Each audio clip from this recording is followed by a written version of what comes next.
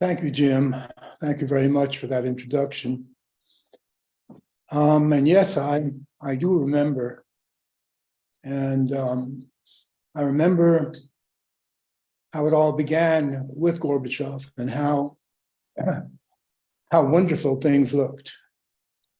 And how suddenly America turned around and saw the Soviet Union and the Russians not as enemies and not as a danger. And Gorbachev became Gorby, everyone's favorite. And in the then Soviet Union, the feeling was pretty much the same, that finally, after so many years of enmity and of threats and of the danger of nuclear war, we were going to become partners. And as partners, we would change the world. We would make it a better place to live in. We would solve all the big problems because together, the United States of America and the USSR could solve anything. That was a feeling that existed then. And the question, of course, that you put, how did we get from there to here, is something that I think we're going to be looking at, studying, and trying to find the answer to for a very long time. And it would be pretentious of me to say I know the answer. But I would like to say two things about myself in this case. First of all, we're talking about countries that I'm part of. I grew up in New York City. I was a New York Yankee fan, which doesn't put me well with a lot of people, but there I was, down in Greenwich Village, and I was the all-American kid from New York City.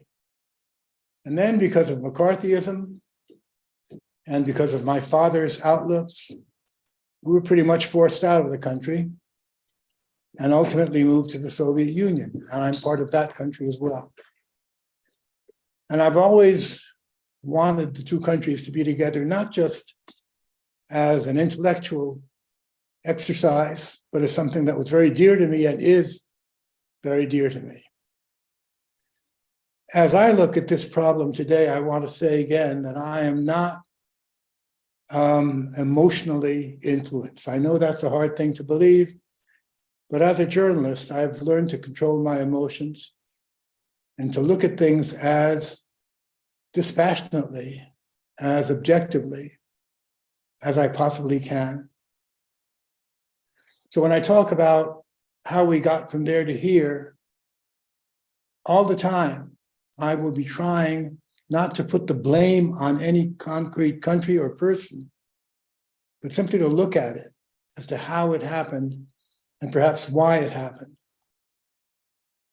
And of course, one of the questions people keep asking, not only in the United States or in Western Europe, but in Russia as well, why did Putin do it?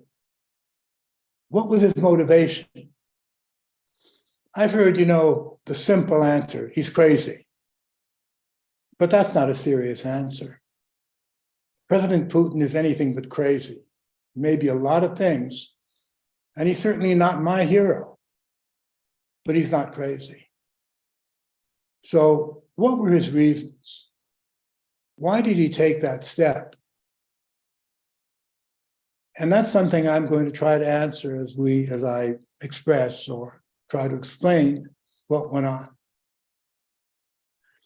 I think it all began about some 30 years ago when the Soviet Union disappeared. Back on December 8th, 1990, the presidents of Russia, Boris Yeltsin, the president of Belarus, a man by the name of Shushkevich, and the president of Ukraine, a man by the name of Kravchuk, gathered together in Belarus and signed a paper, basically saying that they were parting, that there was no more Soviet Union as far as they were concerned. And that was pretty much it. As a result of that, 15 new countries appeared on the world map. 15 new countries. These were previously all members of one country called the Soviet Union or the USSR. And now there was no more Soviet Union.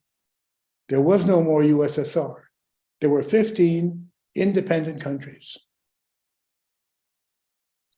Now, you may recall, this has been played to many times, that Putin called the disappearance, if you will, of the Soviet Union the greatest geopolitical catastrophe of the 20th century. And because of that, he has been accused of being someone who dreams of restoring the Soviet Union. And that's been part of the propaganda game. In fact, Mr. Putin has said not once, not twice, but as far as I remember, 3 times, that anyone who does not miss the Soviet Union has no heart, and anyone who wants to see it come back has no brains. He has no interest in seeing a new Soviet Union. That's just impossible. And that's something, a remark I just wanted to make. So here we are with 15 new countries, and the rest of the world, and of course the United States, has to adopt some kind of policy vis-a-vis these countries that never existed before. Some not large and not very important, others very large and quite important, like, for instance, Russia, because Russia before was part of the Soviet Union. Now it's Russia alone. What kind of policy do we adopt vis-a-vis this new country? Now, mind you, Gorbachev is gone. And he's gone because Yeltsin has destroyed the Soviet Union. Incidentally, it might be interesting to note that Gorbachev wanted to preserve the Soviet Union, a different kind of Soviet Union, to be sure, but the Soviet Union. In fact, he'd organized a new kind of constitution whereby the republics of the Soviet Union would sign a new agreement. But he wanted the Soviet Union to be there, and he wanted socialism as a system to be part of that Soviet Union, or the backbone, if you will, of the Soviet Union. Yeltsin wanted to get rid of Gorbachev. And he did it in the most simple way, actually. Gorbachev was president of the USSR. If there's no USSR, then there's no Gorbachev. So when we think about why Yeltsin, together with the president of Ukraine and of Belarus, signed that paper, one of the reasons, not the only reason to be sure, but one of the reasons that Yeltsin did this for was to get rid of Gorbachev and become the #1 man, which was in fact what happened. So now the United States is no longer dealing with Gorbachev. The United States is dealing with Boris Yeltsin and Russia. How are we supposed to deal?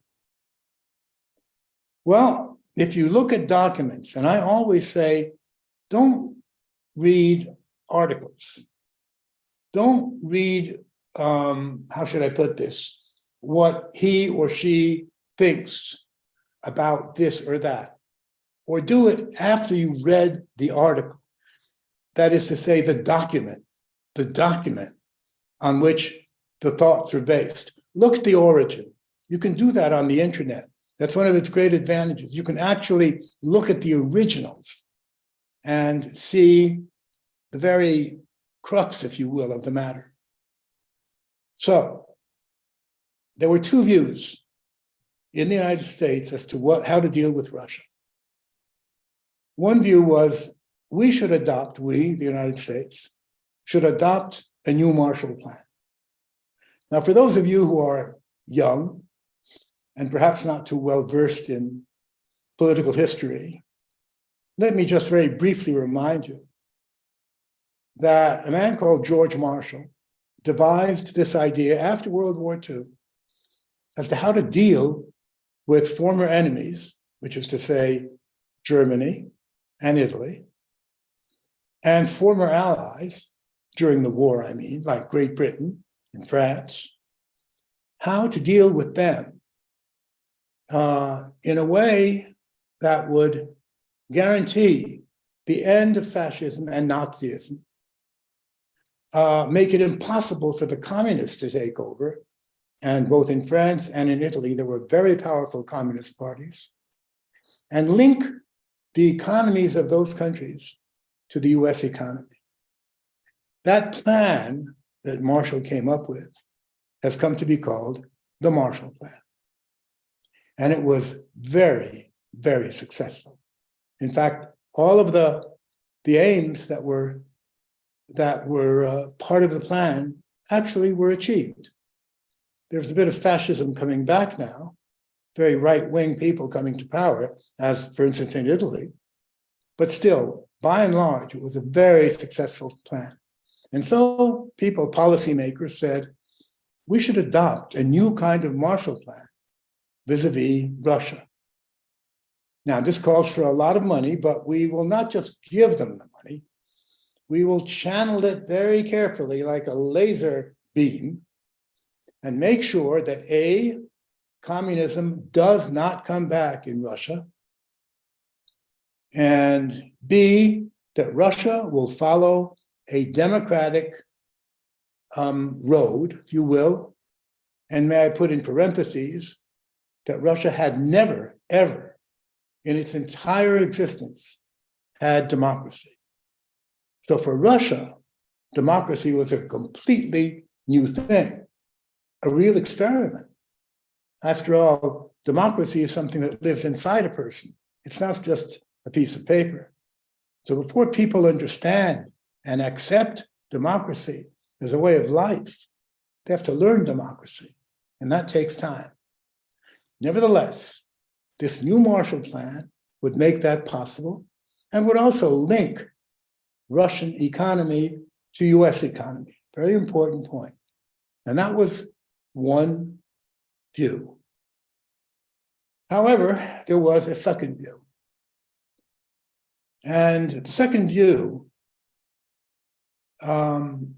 was put in concrete form much faster than the first one I've been speaking about.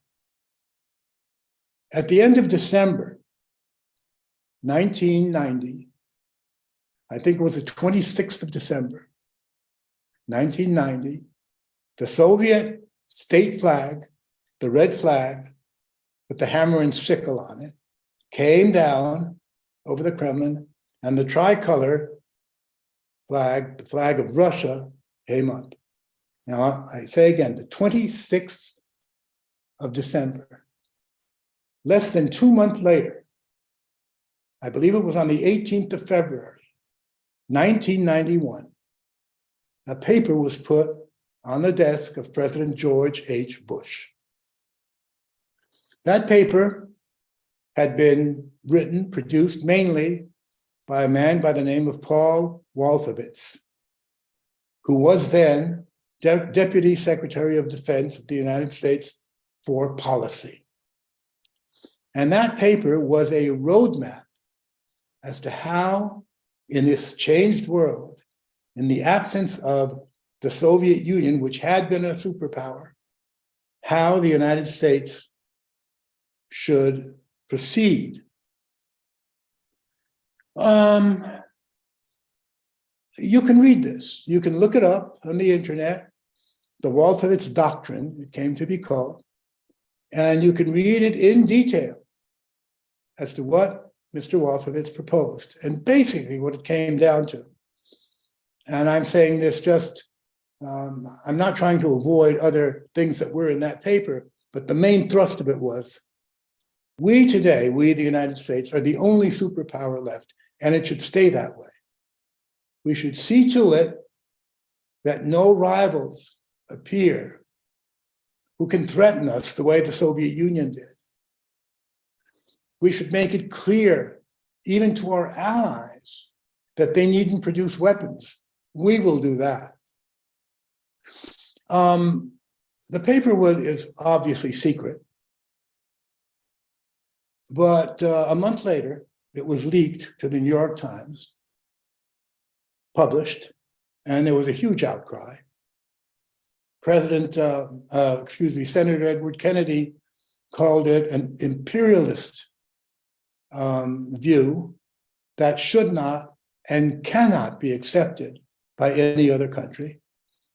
And in fact, the outcry was such that the then Secretary of Defense Cheney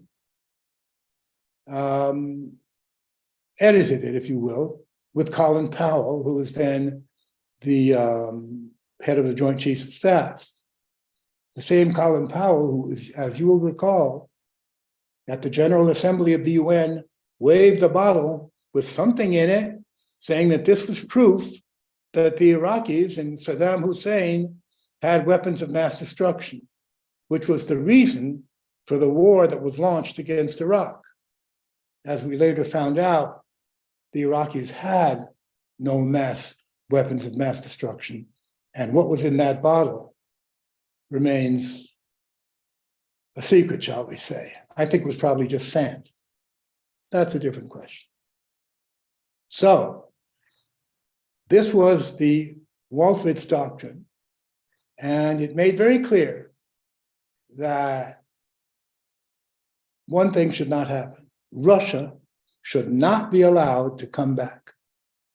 Russia should not be allowed to get back and to become a superpower.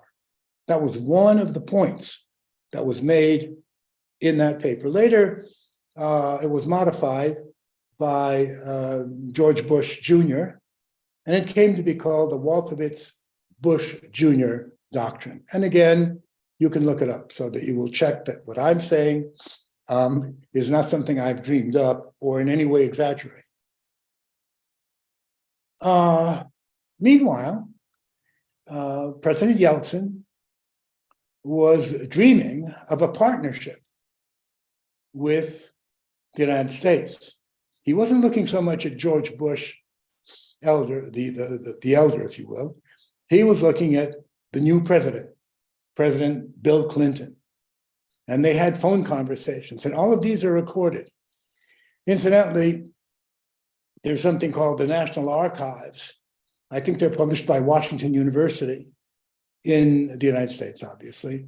And there's a lot about that and about those phone conversations and what they wrote to each other. So, all that's very clear about, what Yeltsin wanted. What's not clear is what did Clinton really want? Initially, he seemed to be very positive about the relationship with Russia and the partnership. He used the word partnership. And of course, Yeltsin jumped up and down with joy because he wanted a partnership. But at some point, and I can't put my finger on it, but at some point, President Clinton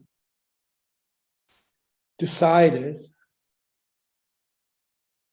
that it was okay to broaden NATO, the North Atlantic Treaty Organization, which had been created in 1949, way a long time ago, created as a force against a possible Soviet military invasion.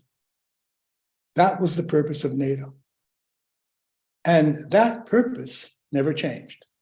NATO was always the organization, a defensive, military, political organization that had been created to block or retaliate against any kind of Soviet military invasion. Now, it was seen that way as an anti-Russian by every Russian leader, including Gorbachev. And when Gorbachev agreed to the unification of Germany, taking down the Berlin Wall, and having East Germany become part of the Federal Republic, that is to say, it was the end of East Germany, and pulling Soviet military forces out of East Germany, which was better known by the name of the German Democratic Republic. And those were huge military forces. When Gorbachev agreed to that, there were certain conditions. He said, okay, we'll do it if you do this or that. One had to do with financial issues. Russia was in dire straits, needed money badly. And as it turns out, the West was prepared to pay about 10 times more than what Gorbachev actually asked for. In addition to the financial considerations, there was the consideration of NATO. And there was a discussion between Gorbachev and the then Secretary of State of the United States, James Baker. And during that discussion, Baker said that should the issue of Germany be resolved, they would see to it that NATO would not move 1 inch eastward. One of the questions that could have come up, of course, is why do you need NATO when there's no more Soviet Union? A little bit later on, down the road, right? There's no Soviet Union. There's no Warsaw Pact, which was a military alliance of the Soviet Union and the so-called socialist countries against a Western attack. It's gone. So there's no Warsaw Pact. There's no Soviet Union. Why do you need NATO? Against whom has NATO been constructed? Today, well, there was talk about North Korea, a possible enemy, or Iran. But you can't take that seriously. North Korea is going to attack Western Europe, for instance. It's not serious. So as far as the Russians were concerned, they were very suspicious. Why NATO? Who needs NATO? And why would you have NATO come closer to us? And Baker understood this perfectly. And he said, look, as I told you, NATO will not move. We'll find a way to do this. That was an oral promise, never put on paper. And from the viewpoint of many, and I share that viewpoint, Gorbachev made a terrible mistake by not insisting that there be that kind of agreement put on paper between the then Soviet Union and the NATO leadership. Had that happened, the world today would be a very different place. It didn't happen, okay?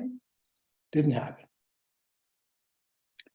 So approximately in 1994, 95, towards the end of President Clinton's first term, he began to toy with the idea of enlarging NATO. There were huge arguments in the United States about this. I know the former Secretary of Defense of the Clinton administration, William Perry, who told me that there was a debate, top people in the White House about the enlargement of NATO. And when, as a result of this, the majority said they were for it, he, that is to say, the Secretary of Defense of your country, the United States, resigned because he felt that this would only endanger the United States. It was of no possible use. I would like you to, I'd like to quote a couple of things for you. There was a man by the name of George Kennan. You may or may not know who he was, but allow me to tell you that he was probably the most knowledgeable American vis-a-vis the Soviet Union and Russia. He was ambassador to the Soviet Union, and he was the man who designed the main policy of the West, and especially of the United States, vis-a-vis the Soviet Union. So he was in no way a supporter of the Soviet Union. And when he was asked what he thought about NATO expansion, here's what he said. Now I'm quoting a statement that was published by, he wrote this in the New York Times on February 5th, 1997. He wrote the following: bluntly stated, expanding NATO would be the most fateful error of American policy in the entire post-Cold War era. Such a decision may be expected to inflame the nationalistic, anti-Western, and militaristic tendencies in Russian opinion, to have an adverse effect on the development of Russian democracy, to restore the atmosphere of the Cold War to East-West relations, and to impel Russian foreign policy in directions decidedly not to our liking. You have the impression this man was a visionary. This is exactly what happened. And even though Kennan said this before the actual expansion of NATO, the White House paid no attention, and 3 countries were accepted: Hungary, Poland, and the Czech Republic. Now give this some thought. For Russia, this is a no-no. The Russians feared NATO. Rationally or irrationally, that makes no difference. But everyone knew the US leadership, excuse me, knew very well that this was something that the Russians couldn't accept, that it would make things worse, that Yeltsin would be profoundly upset. Why'd they do it? What was the rationale? I mean, what was it worth it? What did it improve? Well, you could say it kind of made Hungary, Poland, and the Czech Republic feel safe. Okay, was it worth it? Was it worth turning the Russian view? After all, a promise had been made. So were we lied to? Were we misled? How are we supposed to react to that? Is Russia's view of any importance? Or are you telling us, look, you lost the Cold War, so just shut up. We don't care what you think. We don't give a damn. You're no longer a superpower. We'll do what we want. And those countries, those 3 countries, became NATO members. Now, when that happened, a journalist by the name of Thomas Friedman, I'm sure you've read his articles in the New York Times, he interviewed Mr. Kennan. This was May 2nd, 1998, when the countries had been accepted. And he asked George Kennan, what do you think about the expansion of NATO? And George Kennan said, I think it is the beginning of a new Cold War. I think the Russians will gradually react quite adversely, and it will affect their policies. I think it is a tragic mistake. There was no reason for this whatsoever. No one was threatening anybody else. This expansion would make the founding fathers of this country turn over in their graves.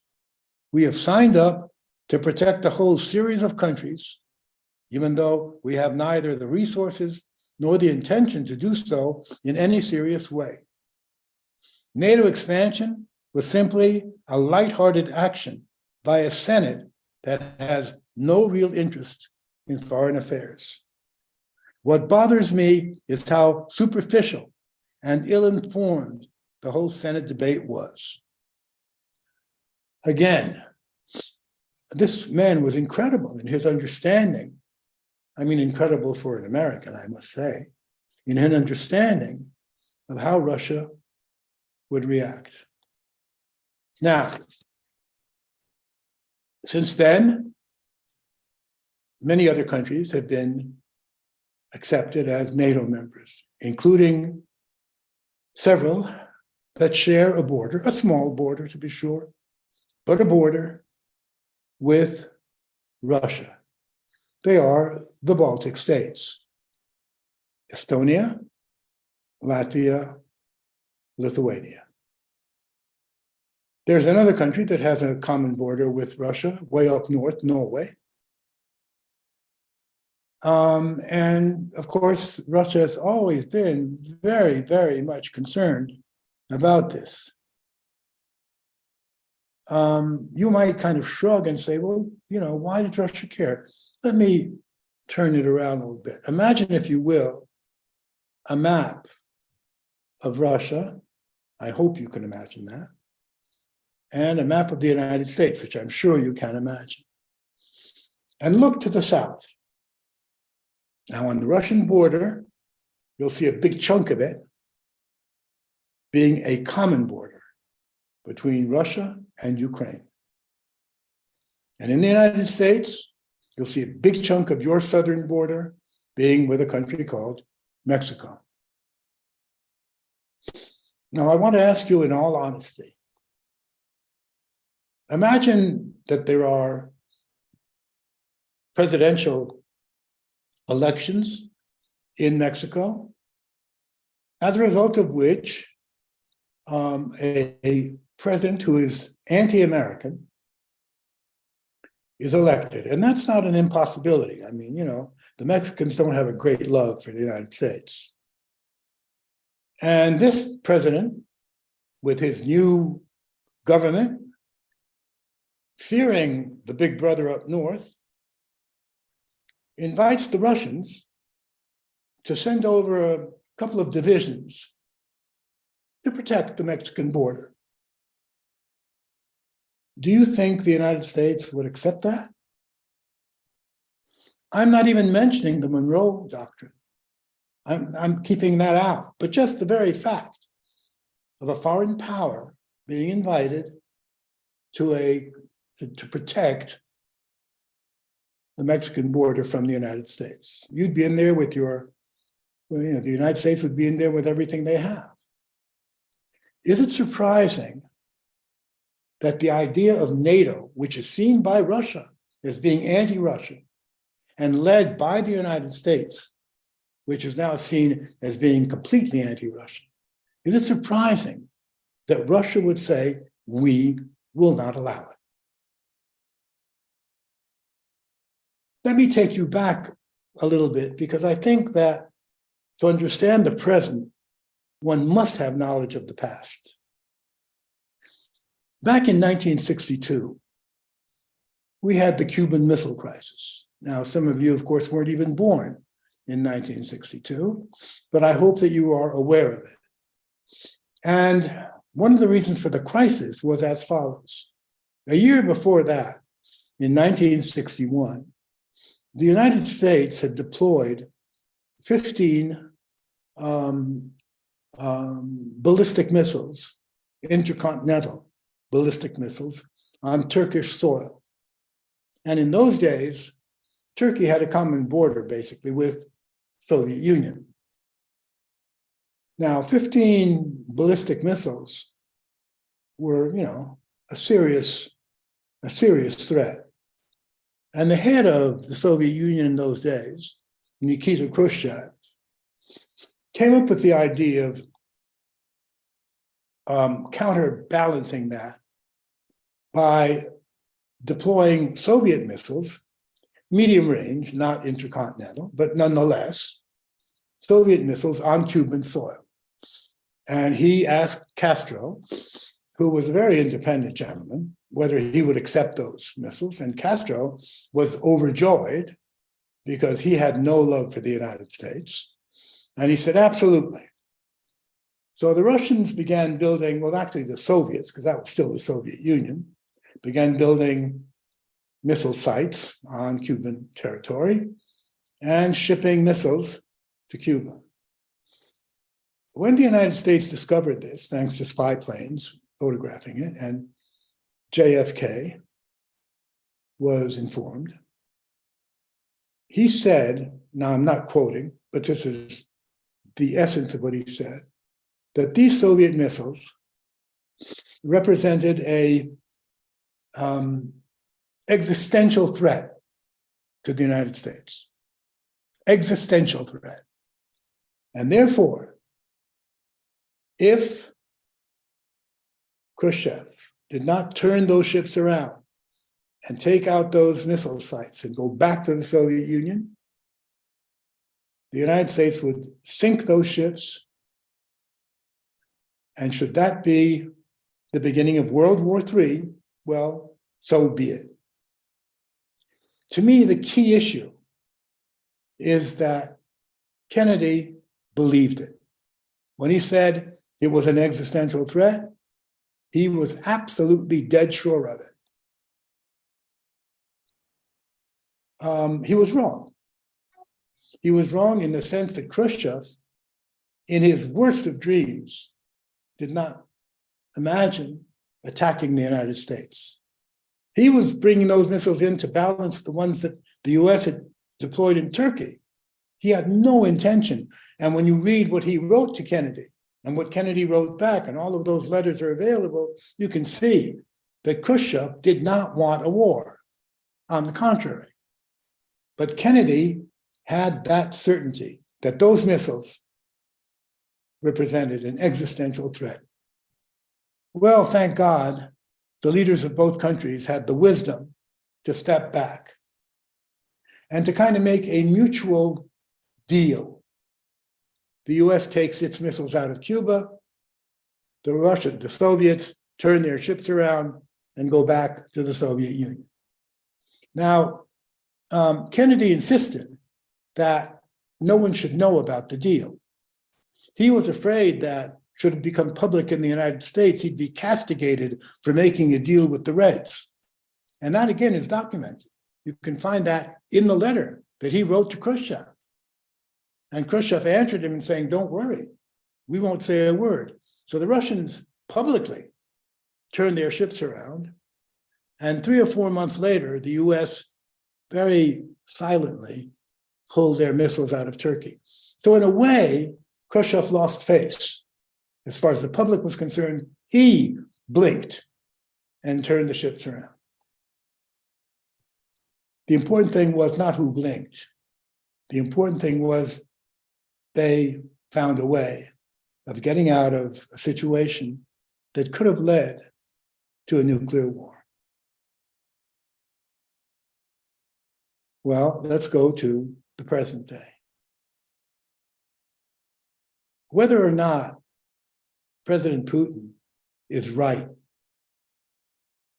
in believing that a Ukrainian NATO would present an existential threat to Russia is of no importance, whether he's right or he's wrong. The important thing is he believes it, just as Kennedy believed what he did. And Putin has warned on several occasions. He has warned the West, and in particular, of course, the United States. See to it that Ukraine does not become a NATO member. Make some kind of guarantee. Question. Did Khrushchev hear Kennedy and react accordingly? Yes. Well, could we say that perhaps Biden didn't hear Putin and therefore has not acted accordingly? I don't think so. I think you heard him very well. But I think the difference here is that Biden was looking for conflict. They've been poking the bear, as they say, for quite a long time, hoping that the bear would react and fall into a trap. And that trap is called Ukraine.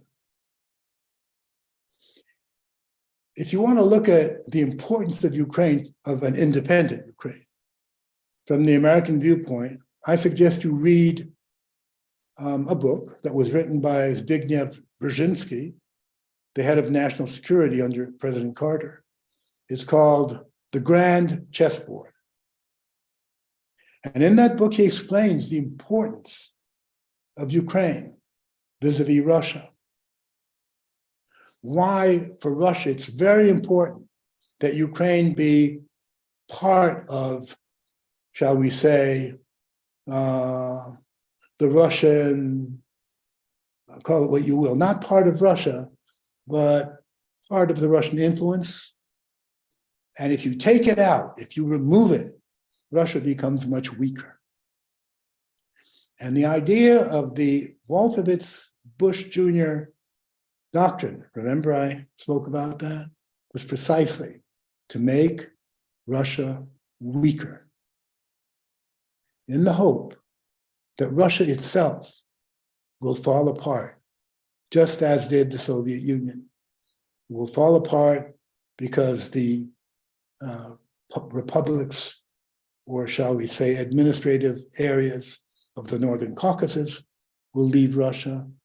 Tatarstan, which is in the heart of Russia, will leave Russia. That is the aim. It's pretty much stated. So the reason for what Putin did was basically very simple: to see to it that Ukraine is not given the possibility to join NATO. Not now, which wouldn't be possible anyway, but not in the future either. That is really, as far as I can see, the crux of the matter. Do I agree with what he did and the way he did it? That's a completely different issue. And it's of no importance. What I agree with or don't agree with is, well, it's my own personal viewpoint. That's all it is.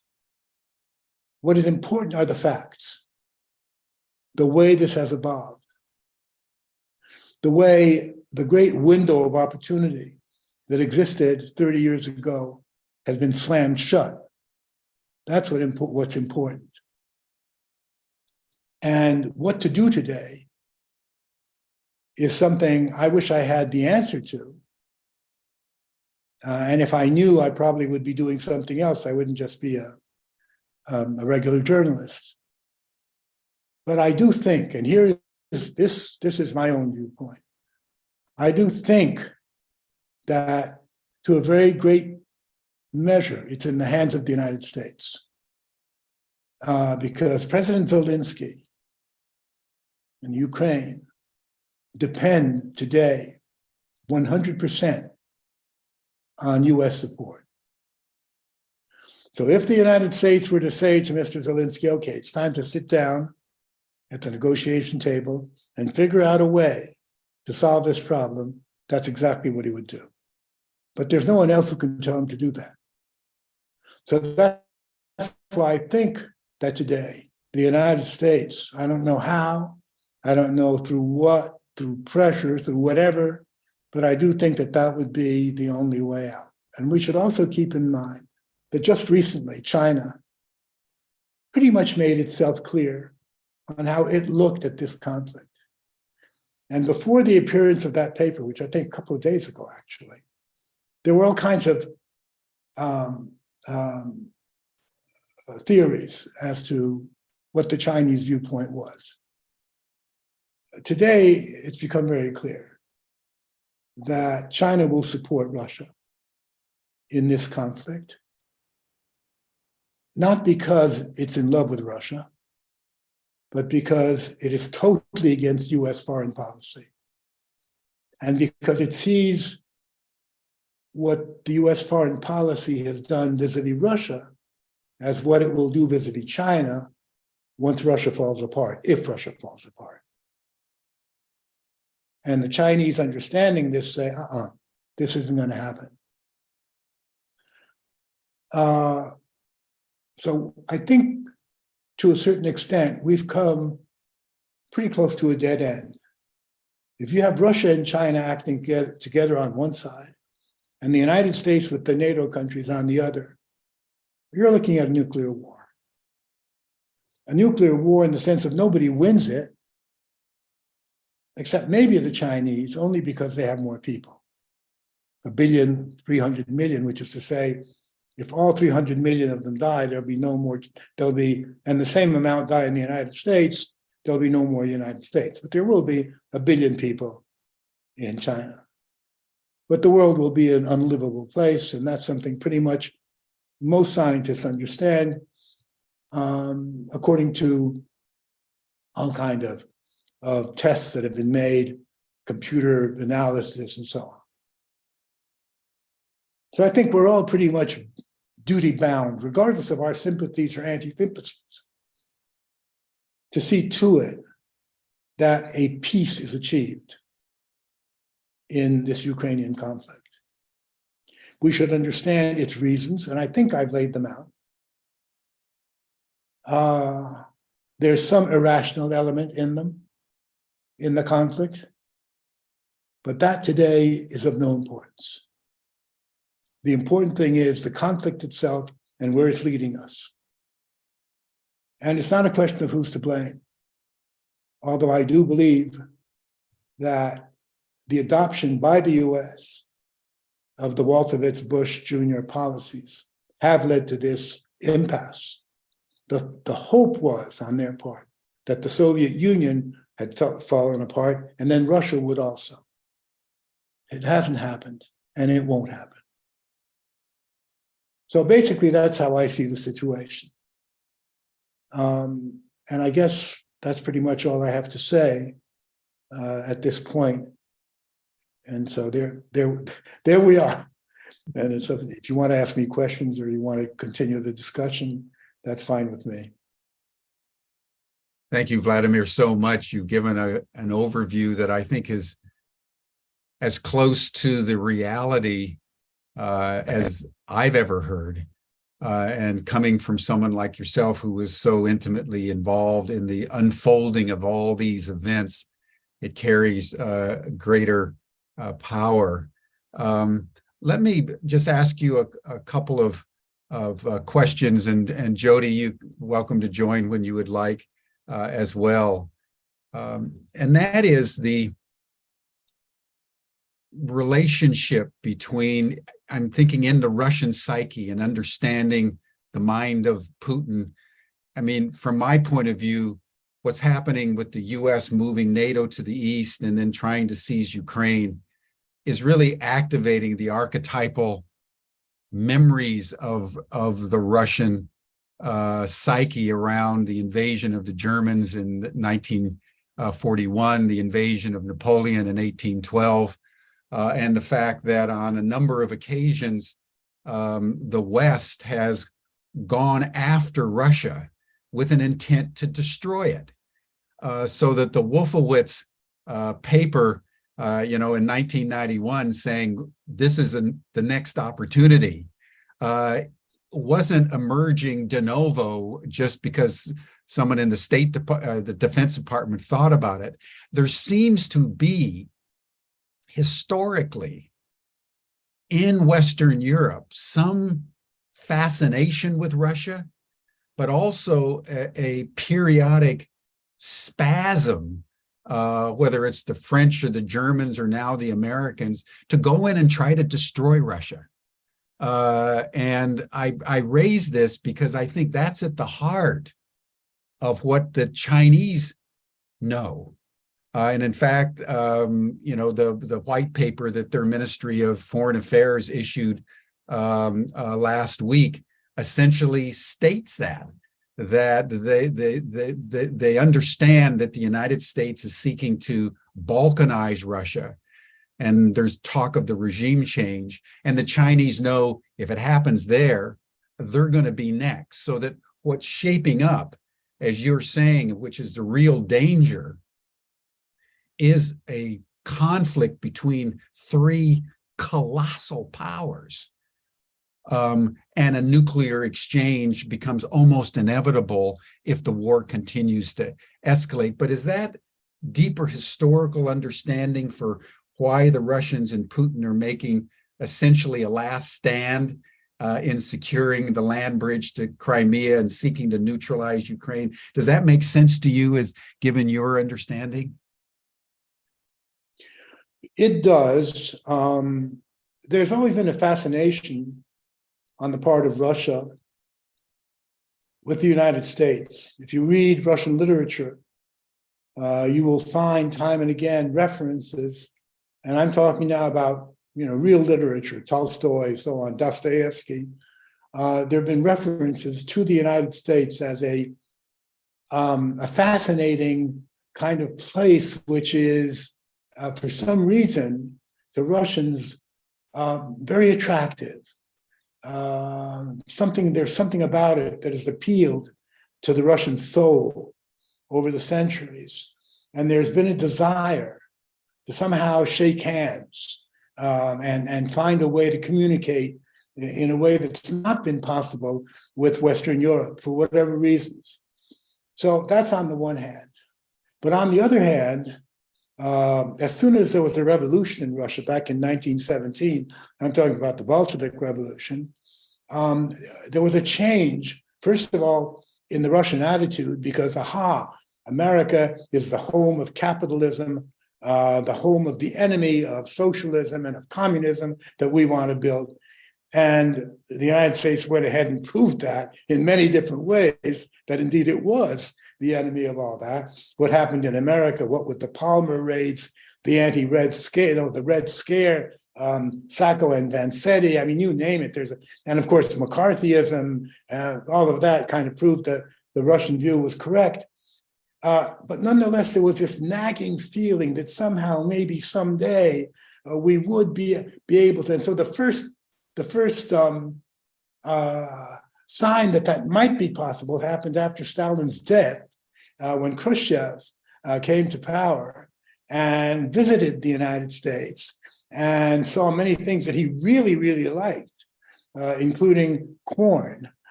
Corn became a big thing in the Soviet Union thanks to Khrushchev's visit to the United States.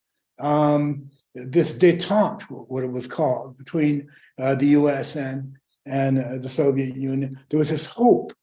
And this is in the early 60s. And in fact, the people who were in their late teens in the 1960s in Russia came to be called, there's no real equivalent for that in English, but they're called the 60-ish, if you will, that are people who were formed in that period with a hope that the Soviet Union would become a more democratic country and that there would be this relationship with the United States.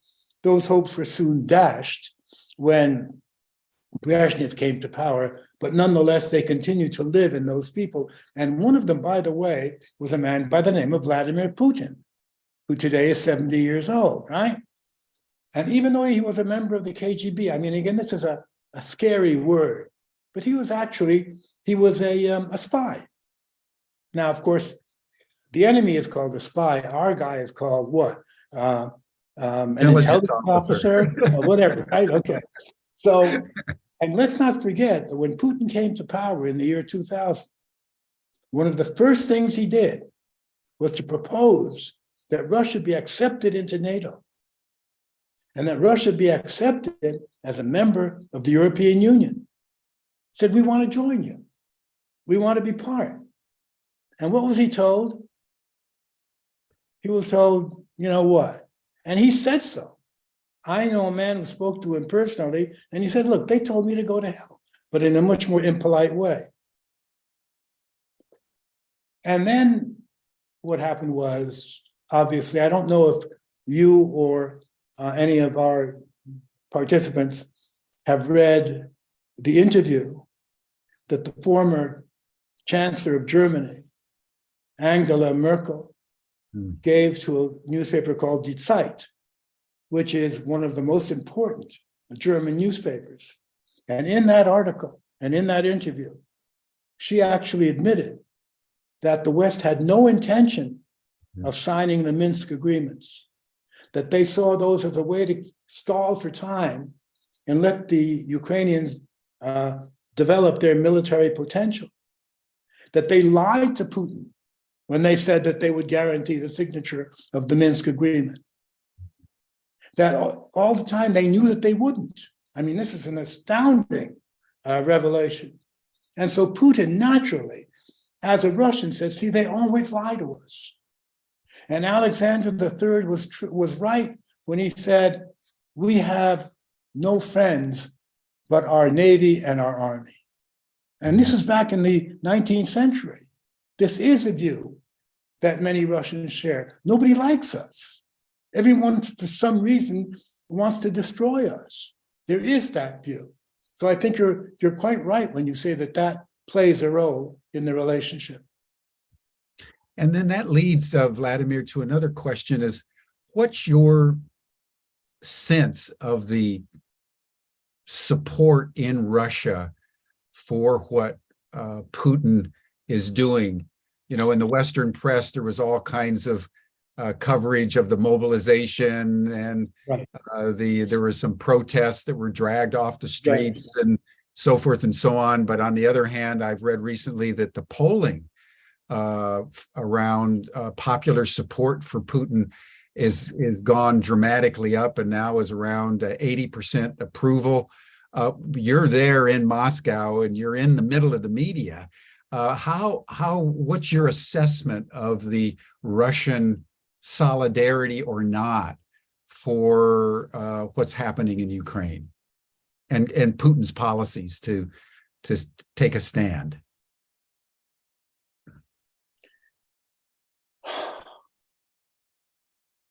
If we talk about the so-called intellectual community, I think that it could be said, you got to be very careful now when you make statements like I'm going to make, because they're not based on any real knowledge. They're based on intuition, on people you talk to, but you don't have hard facts at your fingertips, which is what I think a journalist should base his views on, or her views on. And I can't do that because I don't have that information. But I would say that in the intellectual community, you will find the majority of anti-Putin people.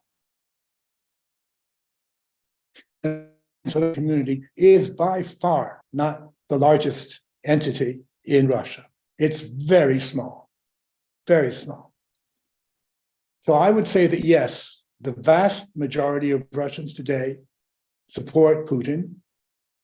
And even when the bodies of their sons, husbands, fathers come back in coffins, they will say, well, that's the price you have to pay to protect your country.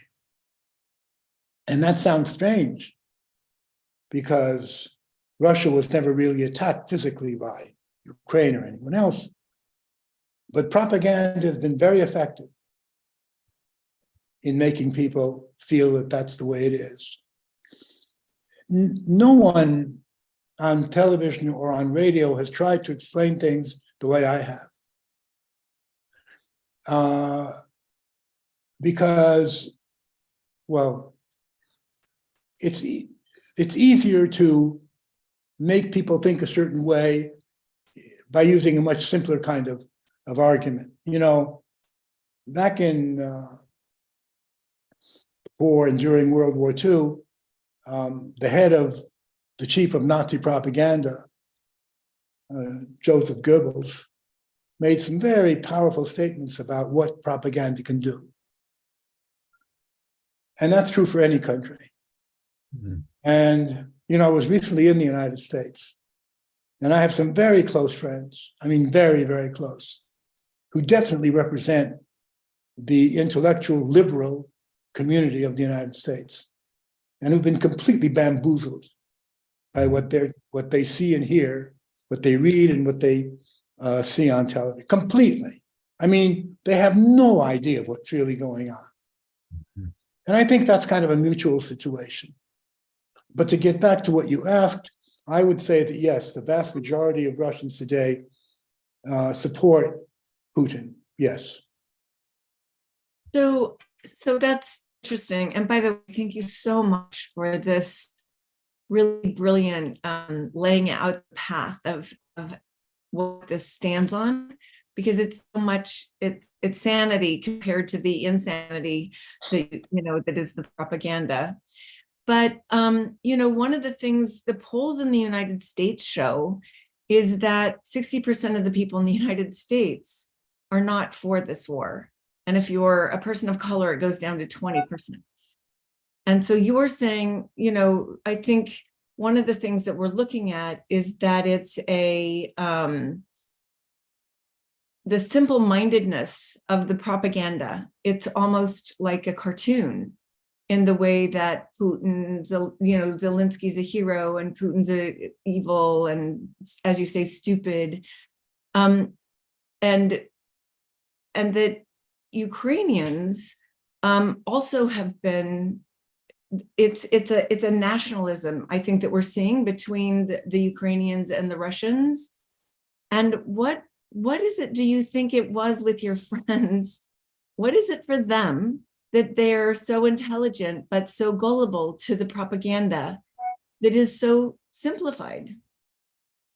Well, first of all, I wouldn't say that they're gullible to that point. I would say that I can understand why a person is against war. I can understand that very easily. And I can understand the argument that, after all, we weren't attacked by the Ukrainians, so why should we be on their territory? I can understand that argument as well, if you don't understand the motive that I just spoke of. But you have to keep in mind that today in Russia, it is very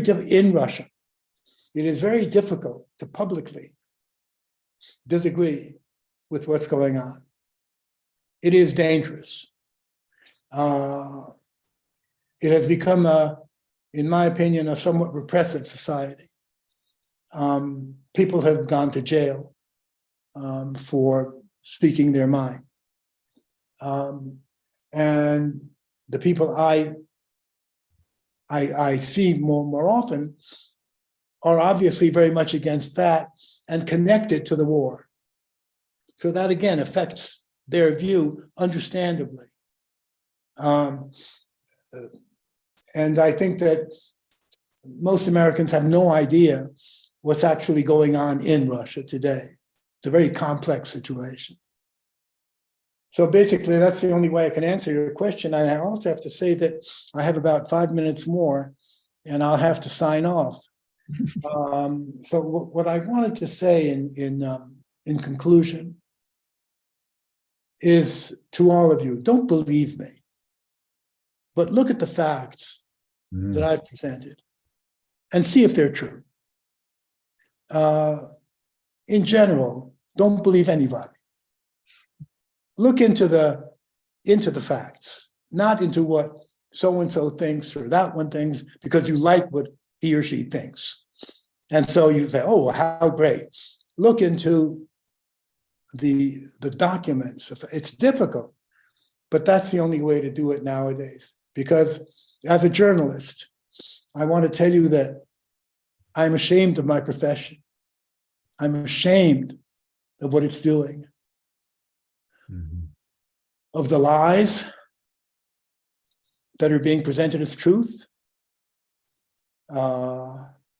propaganda in the worst sense of the word, that we have been involved in. I think that, I know I'm not supposed to say this, but I will anyway. I'm actually an atheist. But I will say that if there is a hell, that's where journalists are going to go. They deserve to burn in hell for what they've been doing. They have played a role in exacerbating the relationship and the possibility of a nuclear war. Just keep that in mind when you hear or read or whatever it is that is in the media, that are in the media. Okay, Jim, I want to thank you again. I've got to bow out. Thank you so much, Vladimir. This has been priceless.